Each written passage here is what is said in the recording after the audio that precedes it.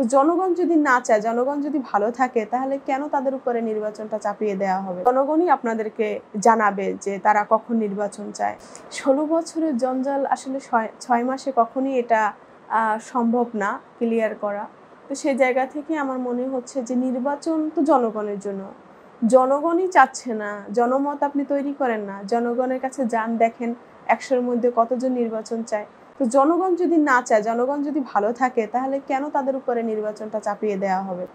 তো আমার কাছে মনে হচ্ছে মৌলিক সংস্কারটা প্রয়োজন। মৌলিক সংস্কারের পর আমাদের উপদেষ্টা মহোদয়রা যেভাবে করে কাজ করছেন, দেশ যেভাবে করে দুর্বার গতিতে এগিয়ে যাচ্ছেন, আরেকটু তাদের কাজ করার সুযোগ দেওয়া উচিত। তার পরবর্তীতে আমি অবশ্যই একজন রাজনৈতিক কর্মী হিসেবে বা নেতা হিসেবে যাই বলেন না কেন, আমি অবশ্যই নির্বাচন চাই এবং সকল দলের অংশগ্রহণের মধ্য দিয়ে অবশ্যই সেটি মৌলিক সংস্কারের পরে। আসলে টাইমটা গদবাঁধা নিয়মে আমি বলতে চাচ্ছি না, জনগণই আপনাদেরকে জানাবে যে তারা কখন নির্বাচন চায়। এখন তো ডক্টর ইউনূসের এতটা জনপ্রিয়তা, তারা আসলে সেটাই আমি বলতে চাচ্ছিলাম যে তারা তো কেউ কেউ চাচ্ছে 5 বছর থাকুক, 10 বছর থাকুক। বাংলাদেশের মানুষ ভালো আছে, প্রকৃতি কখনো শূন্যতা পছন্দ করে না। মানুষ বলে না যে দীর্ঘ 16 বছর ধরে শুনে এসেছি তো যে তার বিকল্প নেই। বিকল্প দেখেন কত ভালো বিকল্প আছে। তো লাইক বাংলাদেশের মানুষের জন্য ডক্টর ইউনূস একজন আয়রন ম্যান। হ্যাঁ, তো সেই জায়গা থেকে আমার মনে হচ্ছে তিনি যেভাবে করে কাজ করছেন এবং বলিষ্ঠতার সাথে বিশ্বের দরবারে বাংলাদেশকে যেভাবে করে প্রেজেন্ট করছেন, কোনো রাজনৈতিক দলের এইটুকু সামর্থ্য নেই, এইটুকু মেরুদণ্ড নেই যে এভাবে করে কাজ করবে। তারা নিশ্চয়ই পশ্চিমা অথবা দিল্লির কাছে কোনো না কোনোভাবে তারা পরাজিত হবেই এবং এভাবে করেই আগাবে। তো সেই জায়গা থেকে আসলে আমার মনে হচ্ছে দেশের মানুষের জন্য, দেশের জন্য যেভাবে করে কাজ করছে আরেকটু সুযোগ দেওয়া উচিত। এটা একেবারেই অপ্রত্যাশিত, এটা আসলে আমরাও চাইনি, বাট এটা এইভাবে করে হয়ে গেছে। তবে তাদের নামের সাথে আমাদের নামের ব্যাপক পার্থক্য রয়েছেন। সেক্ষেত্রে বাংলাদেশ আম জনতা পার্টি, তো এই নামের সাথে একেবারে সিমিলার না, হয়তো বা 2-একটা শব্দগত মিল থাকতে পারে।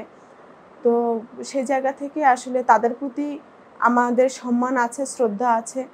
তারা আমাদের রাজনৈতিক সহযোদ্ধা, অতএব তাদের দলের প্রতি সবসময় আমরা সম্মান প্রদর্শন করি। তারা ভারত আগ্রাসন বিরোধী কাজ করেন, তো সেক্ষেত্রে তাদের প্রতি আমাদের সমর্থন আছে।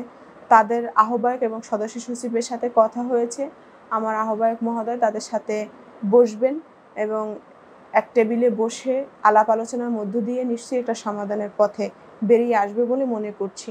তবে তারপরেও যদি তাদের কাছে মনে হয় এটা কনফ্লিক্ট, তাদের জন্য তো নিশ্চয়ই আদালত আছে বা নির্বাচন কমিশন নিশ্চয়ই তাদেরকেই আগে নিবন্ধন দিবে, আমাদেরকে দিবে না।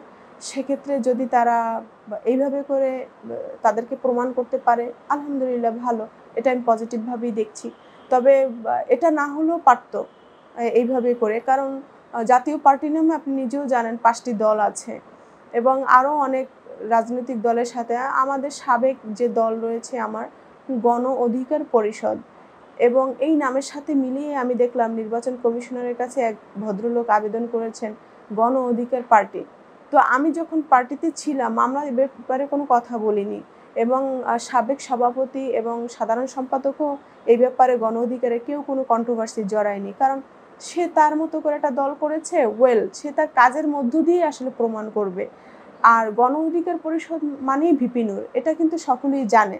তো সেক্ষেত্রে এখানে আপনার কাজের মধ্য দিয়ে আপনার পরিচয় তুলে ধরবেন, মানুষকে জানান দেন।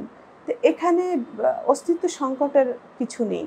নিবন্ধনের ক্ষেত্রে যেটা প্রয়োজন সেই অনুযায়ী আমরা কাজ করছি। জেলা, উপজেলা এবং অফিস নেওয়া, অফিসের দলিলটা সাবমিট করা, এই ব্যাপারে লয়ারকে নিয়ে আমরা কাজ করছি এবং ঢাকা মহানগর, উত্তর, দক্ষিণ এভাবে আমরা কমিটি গুছাচ্ছি। আমাদের তো 17 তারিখে আত্মপ্রকাশ হয়েছে, এখন আমাদের নানামুখী কার্যক্রম চলছে। অবশ্যই আমরা কমিটি নিয়ে কাজ করছি। For more updates, follow us on Facebook, subscribe our YouTube channel, get the latest update on www.daily-sun.com.